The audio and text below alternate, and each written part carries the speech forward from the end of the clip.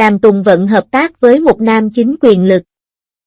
Và diễn xuất của cô trong 4 bộ phim truyền hình nổi tiếng đã thu hút những cuộc thảo luận sôi nổi.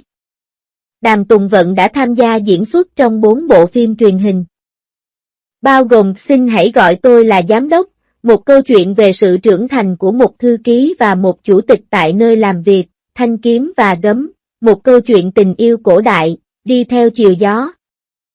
Một cảm giác mâu thuẫn sống động giữa các phi công nữ, và The Main Street, về một cảnh sát chìm có tính nhân đạo tuyệt vời, các diễn viên diễn xuất tuyệt vời và đội ngũ sản xuất đã nỗ lực rất nhiều.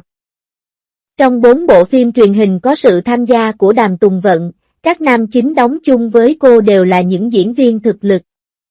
Cô ấy diễn xuất thế nào trong vở kịch? Bạn đã xem bao nhiêu bộ phim và bạn thích bộ phim nào nhất? Hôm nay chúng ta hãy cùng nhau nói về 4 tác phẩm này. Cho đến những chi tiết nhỏ khiến người xem không thể dừng lại, hãy cùng nhau hồi tưởng lại nhé.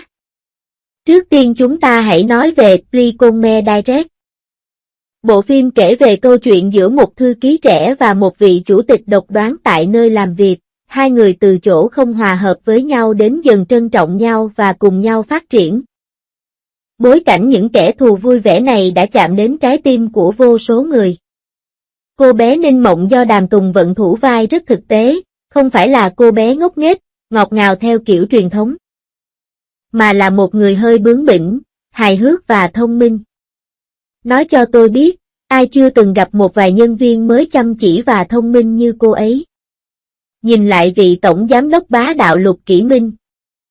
Bề ngoài lạnh lùng nhưng thực chất trong lòng lại ấm áp như củ khoai tây nóng, mỗi lần nhìn thấy anh ta âm thầm giúp nữ chính giải quyết vấn đề, tôi không khỏi muốn hét lên, thật chu đáo. Chưa kể đến sự chú ý của toàn bộ đoàn làm phim đối với các bức ảnh. Ví dụ, họ sẽ làm nổi bật sự khác biệt trong các vai diễn thông qua trang phục và môi trường sống. Cô thư ký ăn mặc giản dị, và rèm cửa của ngôi nhà thuê là một mặt hàng nóng trên tao bao, trong khi tổng thống mặc vest và ngôi nhà của ông toàn màu xám cao cấp. Nhìn thoáng qua, bạn có thể thấy hai người sống ở hai thế giới hoàn toàn khác nhau, nhưng họ lại tình cờ đi trên cùng một con đường. Những chi tiết này thực sự đáng kinh ngạc, khiến mọi người có cảm giác như họ không phải đang xem một bộ phim truyền hình mà đang nhìn trộm vào cuộc sống của những người khác. Tiếp theo là Thanh kiếm và gấm. Được chuyển thể từ tiểu thuyết trực tuyến, kể về câu chuyện tình yêu trong đấu trường thời cổ đại. Tôi nói cho bạn biết, vị hầu tước này không phải là mẫu nam chính nghiêm túc. Anh ấy rất điềm tĩnh và nghiêm nghị, nhưng khi trở về nhà đối diện với vợ, khía cạnh vui tươi và hài hước của anh ấy lại vô cùng buồn cười khiến mọi người vừa cười vừa khóc.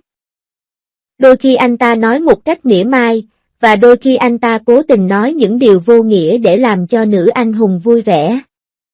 Bạn không bao giờ có thể đoán được anh ta sẽ làm gì tiếp theo. Tuy nhiên, chính sự tương phản dễ thương này lại khiến khán giả yêu thích đến vậy. Hơn nữa, sự phát triển mối quan hệ giữa nam chính và nữ chính rất tự nhiên, không có bất kỳ sự thăng trầm đột ngột nào. Và tất cả đều ngấm dần vào tâm trí bạn một cách lặng lẽ. Trước khi kịp nhận ra, tôi đã được cho ăn một miếng thức ăn cho chó nhờ những tương tác nhỏ bé ấm áp và ngọt ngào của chúng. Một khán giả nói đùa, sau khi xem bộ phim này, tôi cảm thấy như mình đang yêu. Tiếp theo, chúng ta hãy nói về Đi theo chiều gió. Cái này khá mới vì nó tập trung vào nhóm phi công. Có thể không có nhiều người xem, nhưng chất lượng thực sự tốt. Đàm Tùng Vận vào vai nữ phi công Chen Xiao. Một nhân vật táo bạo và chăm chỉ với tính cách thoải mái và tự do. Trong công việc, cô ấy có yêu cầu cực kỳ cao về độ chính xác trong vận hành và rất tỉ mỉ, nhưng trong cuộc sống riêng tư, cô ấy lại sống thoải mái và vô tư, thường tự chế giễu bản thân để giải tỏa căng thẳng. Một mặt, có thái độ chuyên nghiệp với cường độ cao, tiêu chuẩn cao và làm việc hết việc này đến việc khác. Như thể sợi dây đã được kéo căng hoàn toàn, mặt khác, có cách giải quyết công việc không theo thông lệ và thậm chí hơi hời hợt. Cảm giác mâu thuẫn này làm cho nhân vật trở nên đặc biệt ba chiều và sống động. Đây là một trong số ít phim điện ảnh trong nước có đề tài nghề nghiệp năm nay khiến tôi cảm thấy như mình đang sống trong vở kịch. Quả thực đáng khen ngợi. Nếu bạn từng mơ ước trở thành một chỉ huy trên bầu trời hoặc là người hâm mộ tiếp viên hàng không, thì bạn phải thử xem. Phần cuối cùng là The Mayan Ship, nổi tiếng và được bàn luận sôi nổi. Thực ra, không cần phải nói nhiều, chắc hẳn nó đã in sâu vào ký ức của nhiều người xem rồi phải không? Là một cảnh sát chìm. Âu Tiểu Kiếm phải đưa ra những lựa chọn vào những thời khắc quan trọng khiến mọi người đều cảm thấy choáng ngợp. Anh ta phải giả vờ là một người tốt và một người xấu, trong khi vẫn thực hiện sứ mệnh công lý, và phải chịu đựng áp lực và nỗ lực từ cả hai phía. Nhưng áp lực càng lớn, sự sáng chói của bản chất con người càng trở nên chói lóa. Ví dụ, cảnh trong phòng thẩm vấn tia sáng để làm nổi bật sự biến đổi tâm lý bên trong của nhân vật, mang lại cho cuộc đấu tranh của anh ta cảm giác điện ảnh. Khi anh ấy nói với bạn quyết định cuối cùng của mình, bạn có rơi nước mắt không? Một số người bình luận rằng đây là cảnh hiếm hoi trong những năm gần đây thể hiện tinh thần hy sinh theo cách gây sốc và lan truyền đến vậy. Và không có gì lạ khi lời truyền miệng lan truyền nhanh chóng. Từ góc độ thăng hoa chủ đề, nó không chỉ kể câu chuyện về số phận cá nhân, mà còn cho thấy tầm quan trọng của trách nhiệm tập thể. Việc truyền tải thông tin đầy định hướng giá trị xã hội như vậy chắc chắn sẽ kích hoạt nhiều cấp độ tư duy hơn. Các bộ phim truyền hình trên có một điểm chung.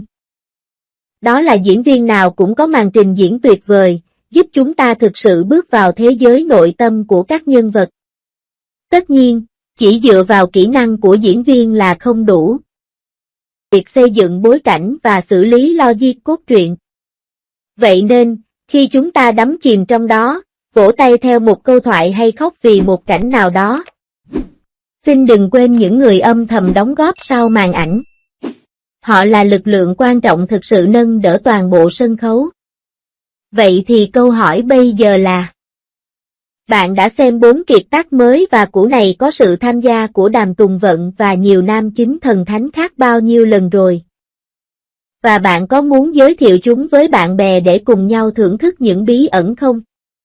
Nguồn thông tin tham khảo: Tencent Video, tài liệu quảng cáo chính thức của Licome Direct, Youku.